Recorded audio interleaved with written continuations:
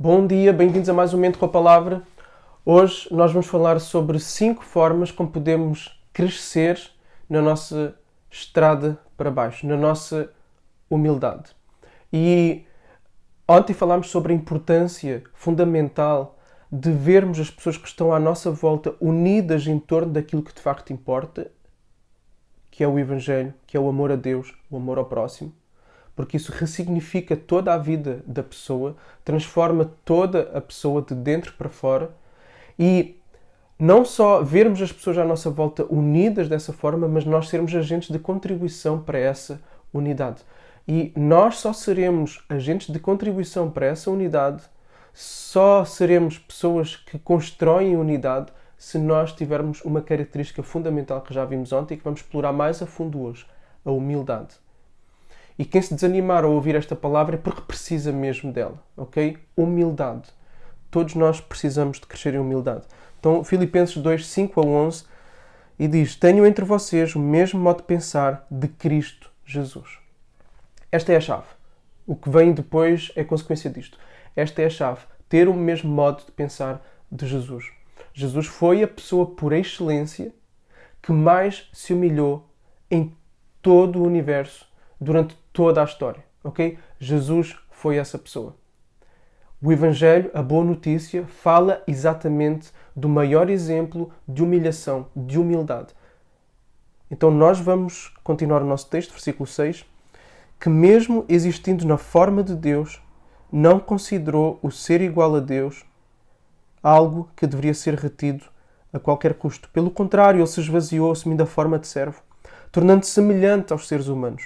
E reconhecido em figura humana, ele se humilhou, tornando-se obediente até à morte e morte de cruz. Por isso também Deus o exaltou sobremaneira e deu-lhe o nome que está acima de todo o nome, para que ao nome de Jesus se dobre todo o joelho, nos céus, na terra e debaixo da terra, e toda a língua confesse que Jesus Cristo é Senhor, para a glória de Deus Pai. Então, o que nós temos aqui é um hino, ok? Um hino à pessoa de Jesus, um hino com muita teologia, que fala tanto da encarnação de Jesus, fala da pré-existência de Jesus, da eternidade de Jesus, a encarnação de Jesus, a morte de Jesus, a ressurreição de Jesus e a sua ascensão. Okay? Nós temos aqui um hino profundamente teológico e isto é algo que eu quero destacar logo aqui à partida, que eu quero mesmo sublinhar. Nós precisamos de ter uma boa teologia.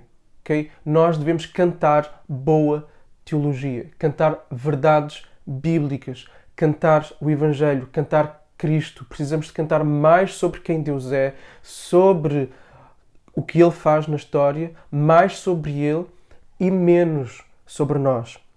Porquê? Porque ao cantarmos um hino como este, e vejam, Paulo queria que os filipenses pensassem mais nos interesses dos outros, ok? Para pensar mais no interesse do outro, ver o outro como superior a si mesmo e velando também pelos interesses do outro, não somente pelos nossos. E Paulo então vai mostrar como é que eles devem agir à luz de quem Jesus é. E para isso ele escreve-lhes um hino com muita teologia. Qual é o objetivo de Paulo? O objetivo de Paulo é fazer Cristo brilhar diante dos olhos dos filipenses.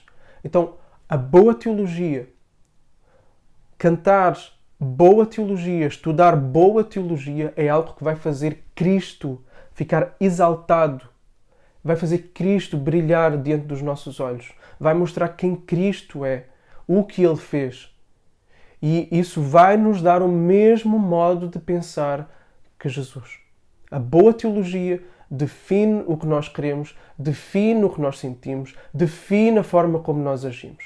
Okay? Então, o ponto de partida é a boa teologia e vai nos levar a considerar os interesses dos outros. Por isso é que Paulo nos deu este hino, por isso que nós temos que ter hinos destes, por isso que nós temos que ter uma teologia destas. Então, a primeira coisa, a primeira dica para nós crescermos em humildade é estudar e cantar boa teologia. Okay? Cantar boa teologia. Quem Deus é, o que nós somos, o que Ele fez por nós, o seu amor, o seu serviço, o seu sacrifício. E isso vai moldar o nosso coração. E vejam que está aqui unida à questão da música. A questão da música é das armas mais poderosas que existem na Terra. É usada para o bem e para o mal. Mexe com todo o ser humano, ok? Desde o intelecto e as suas afeições. Okay? Mexe com as suas afeições. A música consegue expressar o que o ser humano de outra forma não consegue expressar. Consegue materializar o que vai dentro da alma humana de uma forma que mais nada o consegue fazer. Okay? Então a música tem um poder imenso. E por isso que o povo de Deus canta. Desde lá de trás do Antigo Testamento até ao Novo Testamento, o povo de Deus é um povo que canta. Porque ele se encanta com Deus. E ter uma boa teologia é fundamental, então, para trabalhar a nossa humildade. E é assim que Calvino, por exemplo, começa as Institutas. O conhecimento de Deus, o conhecimento de nós próprios e o confronto entre essas duas realidades que nos deve levar ao reconhecimento da nossa insuficiência para, então, buscarmos a Deus e, ao encontrarmos, darmos toda a glória a Ele e querermos viver para Ele. Okay? Então, uma boa teologia cantada. Este é o primeiro ponto para crescermos em humildade. Okay, depois, Paulo continua. Ele diz que Jesus não considerou ser igual a Deus algo a que devesse se apegar a qualquer custo. E aqui nós encontramos um contraste com Adão. Okay? Adão quis ser como Deus. Jesus não deixou de ser Deus. Okay? Não deixou de ser Deus. Isso seria uma heresia. Ele não deixou de ser Deus. Mas ele derramou-se para se tornar como um ser humano. Okay?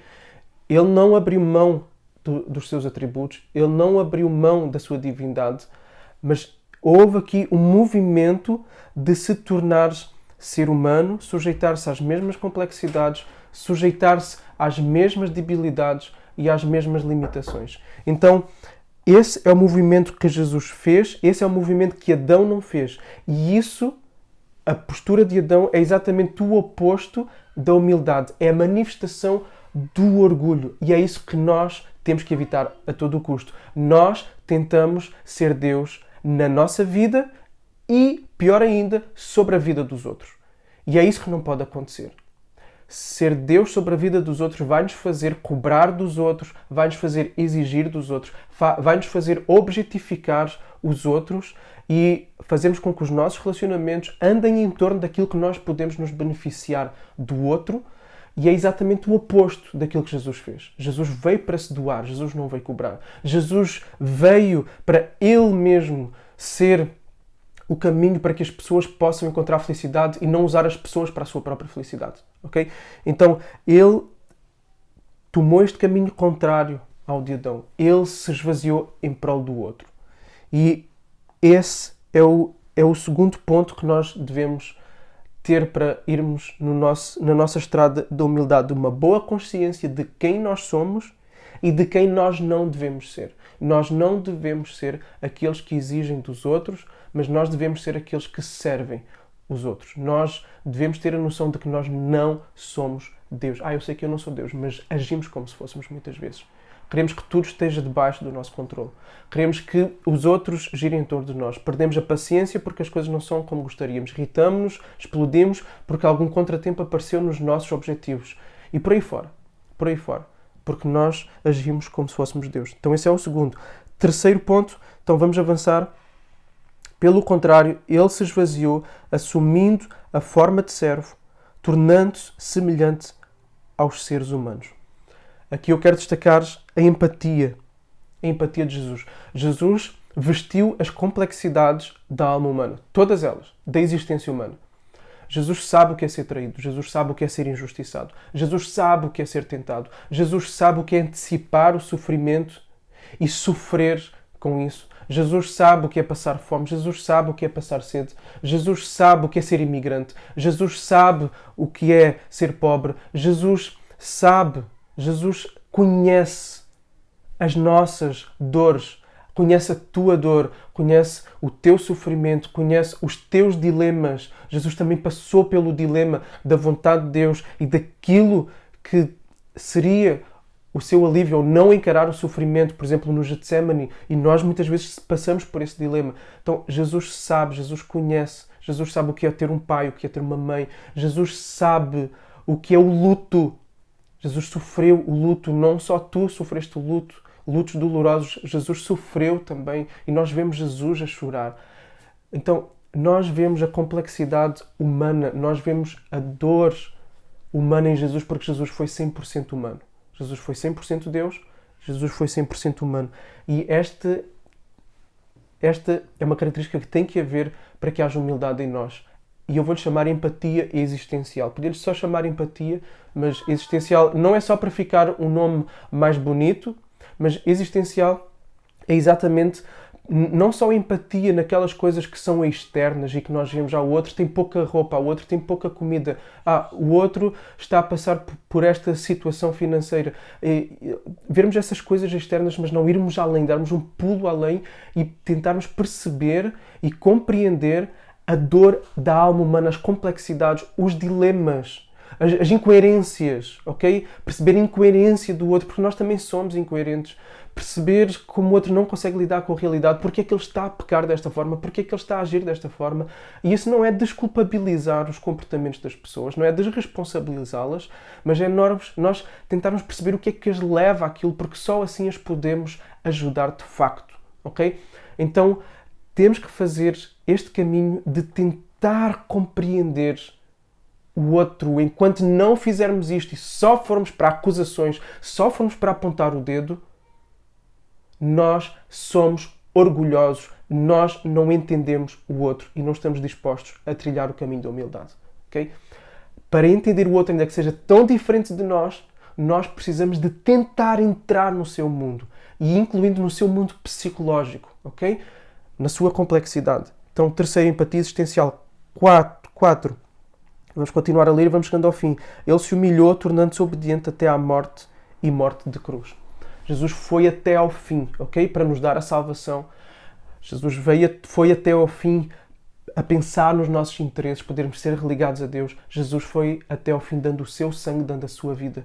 E o caminho da humildade é este, ok? Esta é a quarta dica. Ir até ao fim pelas pessoas. Ir até ao fim. Ir até ao fim pelas pessoas que nós devemos servir. Tá bom? Obviamente sem colocar em detrimento responsabilidades maiores de serviço a outras pessoas que são mais importantes e que estão sob a nossa responsabilidade principal. Ok? Então, mas dentro disso, ir até ao fim, dando a vida, sacrificando. E como eu disse num dos outros vídeos, não é só o sacrificar-se, ir até ao sangue pelo outro, não é só dar a vida literalmente, levar uma bala no peito, no meio da rua, porque um assaltante apareceu. Ok? Isso às vezes até é mais fácil do que sacrificar nas pequenas coisas do dia-a-dia, okay? Nas coisas que nos custam, nas coisas que matam o nosso eu, okay? Numa conversa dura que é preciso ter, no ajudar numa coisa prática que não apetece porque estamos cansados, porque estamos frustrados, no ouvir uma pessoa, no perdoar quem nos feriu. Isso é dar o sangue, ok? Então, ir até ao fim, custa o que custar, doa o que doer, foi isso que Jesus fez. E Jesus foi humilhado da forma pior que podia acontecer. Jesus, que era Deus, foi humilhado na morte da cruz. E a morte da cruz é das piores que há. E por fim, quinta dica. Reconhecer o reinado de Cristo. Por isso, também Deus o exaltou sobremaneira e lhe deu o nome que está acima de todo o nome, para que ao nome de Jesus se dobre todo o joelho nos céus, na terra e debaixo da terra, e toda a língua confesse que Jesus Cristo é Senhor, para a glória de Deus Pai. Jesus é Senhor.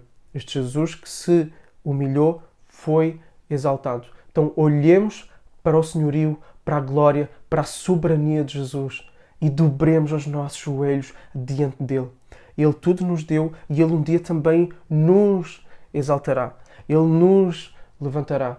Agora é hora de dar o sangue, agora é hora de dar tudo, é hora de entrar nas dores dos outros e ficar feridos até pelas dores dos outros, sofrer pelas dores dos outros.